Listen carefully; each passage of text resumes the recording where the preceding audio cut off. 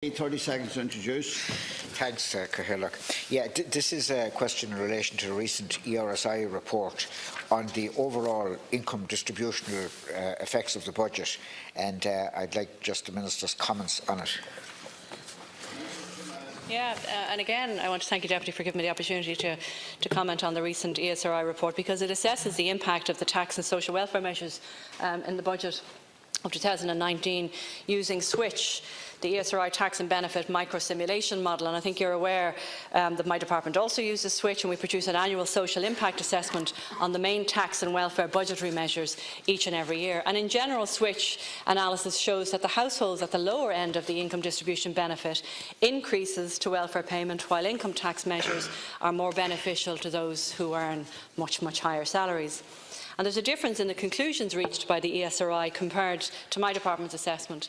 And this is because the ESRI analysis benchmarks the budget measures against a scenario where all social welfare payment rates, tax bands and tax credits are increased in line with the forecasted 2019 average wage inflation rate of 2.9%.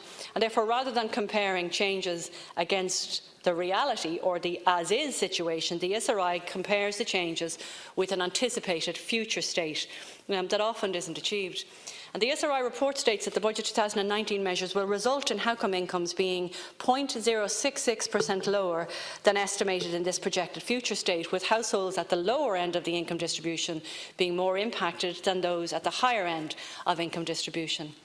But by contrast, my department's social impact assessment provides a straightforward year-on-year comparison which shows an increase in the average household income of 0.7%, with households on the lower end of the distribution showing above average gains. The main welfare rate increases of €5 per week announced in Budget 2019 are in fact well ahead of the forecasted inflation of next year of 1.2%, resulting in increases of over 2018 rates between 2.5% and 4.6% for people of working age and 2.1% for pensioners. My department will publish the 2019 social impact assessment before the end of this year, Chair. Different ways of measuring income. I mean, there's no rule which says that one way is more equitable or better or more correct than another. But the ERSI do conclude that in using their measurement system, that the budget represents a small net loss for households on average, with larger proportional losses for lone parents, retirees and lower income households. On page 14 of the report, it states quite clearly that losses as a share of household disposable income are on average largest for the third lowest income decile at 0.94% and smallest for the highest income decile 0.37%. With the exception of the very lowest income decile, households in the bottom half of the income distribution lose by more than those in the upper half. Now, isn't that a very compelling case for the budget to be poverty-proofed or equality-proofed?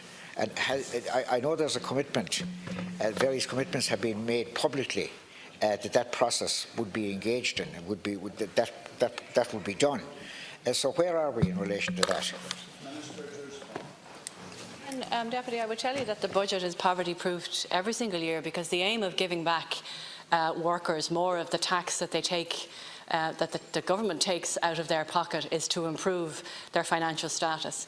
And the aim of improving the financial payments in every single scheme in the Department of Social Welfare is to improve the financial status of those people who are entirely reliant on social welfare. And I think when we look at the recent poverty data from the 2017 survey on income and living conditions, which was published only the last couple of weeks, it shows significant reductions in the two main poverty rates. The consistent poverty rate for 2017 is finally down.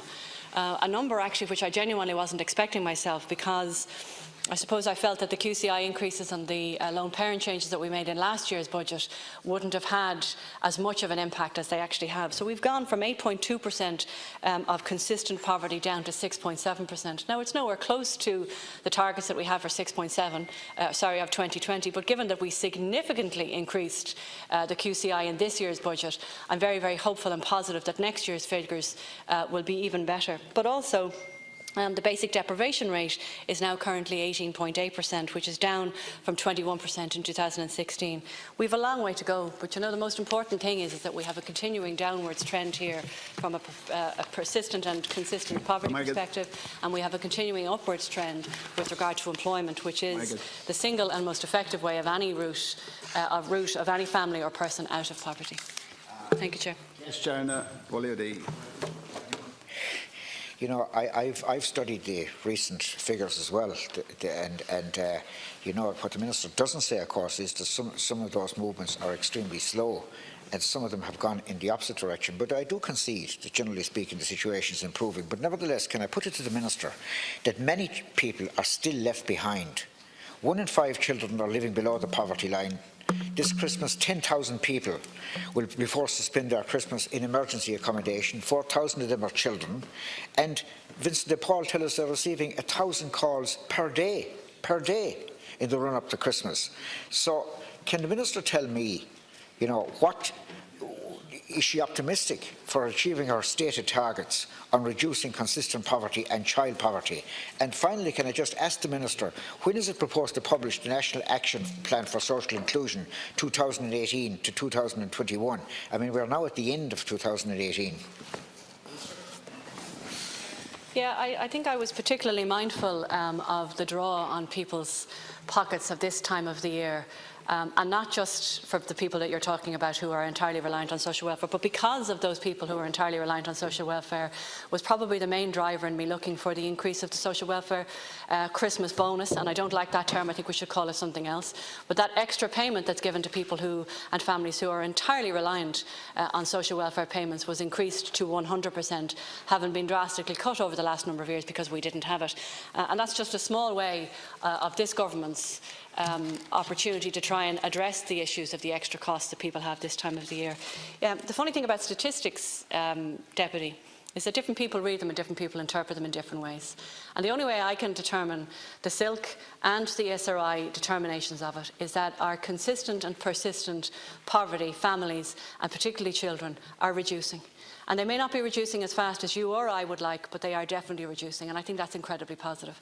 And when I look at what I consider a small increase in the QCI that we agreed in this House last year for the 2018 budget, and alongside the changes in employment practices and employment circumstances, alongside the income disregards that were introduced in both the working family payment, which, as you know, is a payment designed to particularly help people who are in employment and working families, but also the income disregards that were introduced into the loan family payments and working transition payments, has had such a significant impact on the drop of numbers from 8.2% down to 6.7%.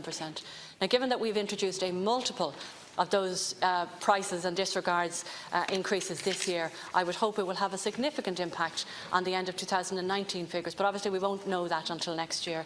But I would be very positive. Yeah, genuinely I would be very positive. And I think the single biggest driver for me is that the single and biggest route out of poverty for any person or any family is a job. And that's why I stand in here and fight with Deputy Johnny Brady week in, week out over Jobs Path. Because it's the significant and most impactful route and scheme that we've ever had in the history of this state in helping people who are long-term unemployed get back to employment. Sorry, Chair.